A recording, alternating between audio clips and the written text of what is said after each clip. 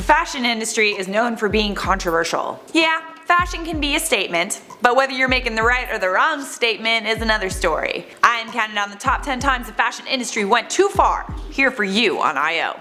And by the way, I'm not holding back. You are going down! What is gravy potatoes? You're watching yet another IO video. I'm Charlotte Del Rey, but you probably already knew that, and if you didn't, I am so sorry for you.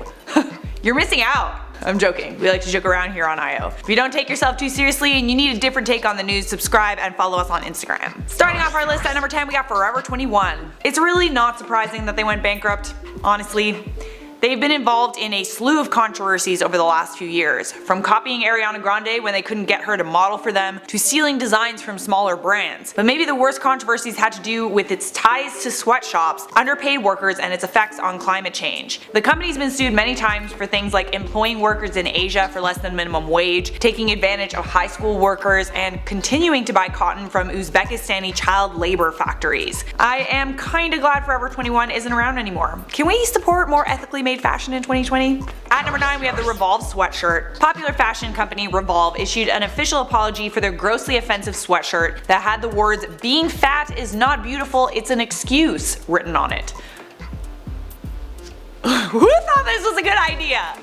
Who did this? You might as well just put "I'm an asshole" on the t-shirt. The sweatshirt definitely missed the mark. It was supposed to be part of an empowering campaign by LPA and Lena Dunham with the quote intention of shining a light on the darkness of the internet by printing real-life damaging comments that have been left on social media feeds of women everywhere. It didn't look like that, dude. To make it worse, the company put it on a skinny model. Nothing against skinny models at all, but putting it on a skinny model made it look like a slogan t-shirt skinny people could wear to fat shame everyone that walks by. I can picture every mean girl in America buying this shirt to ridicule other girls at their schools. Anyways, Revolve apologized, pulled the product, and cancelled the line before any styles were sold. They also donated $20,000 to the nonprofit Girls Right Now. At number 8, Victoria's Secret cultural appropriation. Victoria's Secret has been called out for cultural appropriation many times, but the most notable times when Karlie Kloss wore a Native American inspired headdress during the 2012 Victoria's Secret fashion show while also wearing lingerie. For a bit of education for the people who are like, I don't get why this is offensive, it's not offensive, IO. Okay, just shh. Here's a little bit of education. Native American headdresses are sacred and they're only worn by elders and men who have earned the right to wear them. To then put that headdress on a model who isn't wearing much clothing also sexualizes Native American women, who are 2.5 times more likely to be sexually assaulted than other women in the United States. Furthermore, Native Americans have been persecuted and slaughtered, and we stole their land from them. It is not respectful to then take their sacred headdresses and make it a fashion statement or a trend. CBS removed the headdress look after the backlash, and Karlie Kloss apologized. At number 7, Fit Racist Fashion Show. The Fashion Institute of Technology in New York had to put 2 of its top officials on leave after a black model, Amy Lefebvre, refused to wear monkey accessories that many have deemed racist. The fashion show was the MFA fashion show, intended to showcase the designs of the 10 alumni of Fit's inaugural class to receive an MFA in fashion design. Amy reportedly told the runway show's organizers multiple times that the prosthetics called back to offensive caricatures of black people and ultimately walked the runway without the accessories. At the end of the day, if Amy didn't want to wear them and she made her issues known and they still did nothing and didn't pick up on the idea that, oh, I don't know, maybe this could be offensive, the people who were behind this fashion show clearly took things too far. The designer said that he didn't think his collection was racist because he's not a racist. He's Asian and he's experienced racism as well. He said the accessories used during the show were intended to be reflections of his own body features and perceptions of their enlarged proportions, which should be celebrated and embraced. Joss Brown, president of Fit, apologized for the incident, and 2 top officials were put on leave. At number 6, we got H&M's Monkey in the Jungle shirt. I remember when this happened, and I also remember H&M having a massive sale right afterward. I walked in and like everything was dirt cheap. I was like, $6.99 for a sweater? Coincidence? I think not. So if you don't remember, H&M released a sweatshirt on their website, and the advertising featured a black child wearing a sweater with "coolest monkey in the jungle" written on it. The white child in the same collection was wearing a sweater with "survival expert" written on it. There were a ton of celebrities that criticized H&M, like The Weeknd, who said he wouldn't be working with them anymore over the advertisement, and G-Eazy also did the same thing. H&M subsequently removed the sweater from their website and apologized.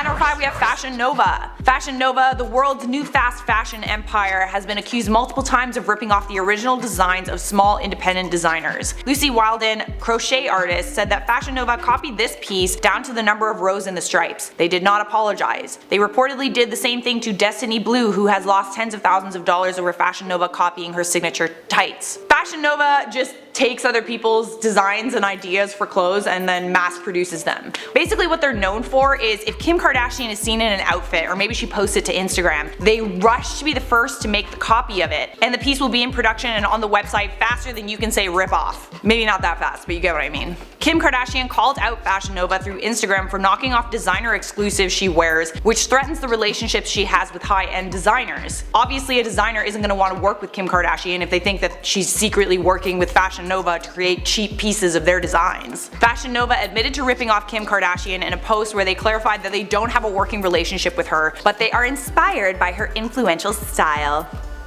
Aren't we all, friends? But we're not all mass producing it, are we?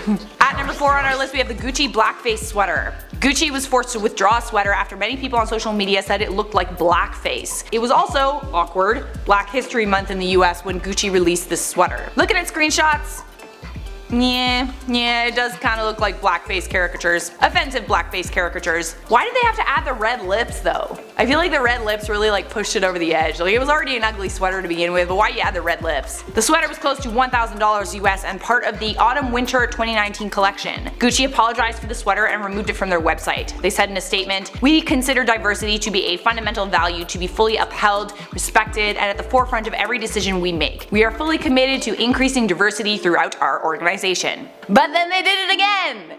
At number 3, the Gucci Turban. 3 months after Gucci apologized for their blackface sweater, they released a turban called the Indie Full Turban that was very offensive to Sikhs. Even more offensive, the turban was $790 and they put it on white models who do not practice Sikh religion. For those that just don't get why it's offensive, Sikhs were offended by the turban because Sikhs get attacked and even killed for wearing turbans, which are the most visible markers of their identity. Yet here is Gucci profiting off of them and making them a trend. The Sikh Coalition wrote in a Facebook post, "When companies like Gucci appropriate articles of faith, like the turban, they are trying to capitalize on. They do not take into consideration the discrimination that Sikhs face while adhering to the tenets of their faith." At number 2 we have the Burberry Noose sweater. Oh yeah.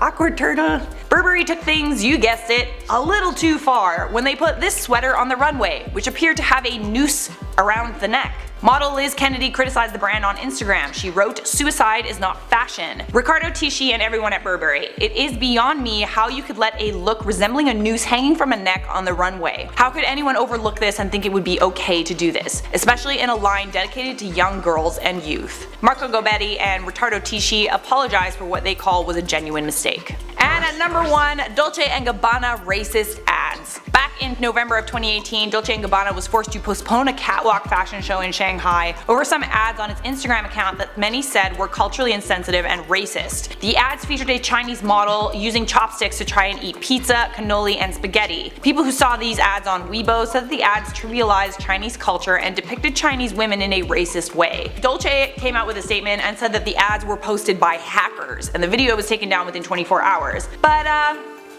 these ads were very expensively made, and spoiler alert, the controversy was even worse when Diet Prada published screenshots between Stefano Gabanna and fashion writer Michaela Fong, where Gabanna defends the campaign, complains about the video being taken down, and makes derogatory comments about China and Chinese commenters. Here are the screenshots. "It was deleted from social media because my office is stupid as the superiority of the Chinese. It was by my will, I never cancelled the post. And from now on, all the interviews I will do international, I will say that the country of 5 poo emojis is China, and you are also quiet that we live very well without you. China, ignorant, dirty, smelling mafia."